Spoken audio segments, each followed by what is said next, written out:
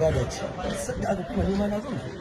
To ana a wannan taron an buƙaci da ana gabatar da ma'afuwa za ka yi In ta laifi na tabbata zan yi.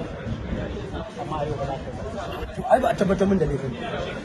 Abin duk da na faɗa na kawo ba ɗaya da aka warware min cewa ba haka yake. In aka warware min ai ba ma sai an nemi da ni ba. Ni da kaina zan yi. To ma da tambayar da wannan mukabala da aka yi. Ai tun farko tunda dama matsalar ba su ban tsarin yin ba ban sanya za a gudanar balle in ba su shawarwari domin fatan mu dai a samu nasara a zaman a samu mafita ga wannan addini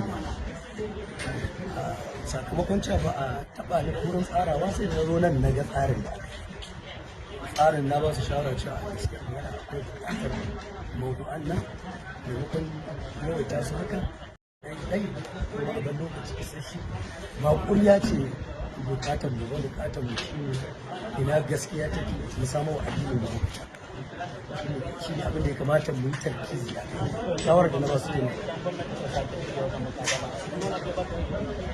ne zai ana tun da shi al'amari na addini hidimar addini a ibada ce sanda aka kuma nema na zan zo.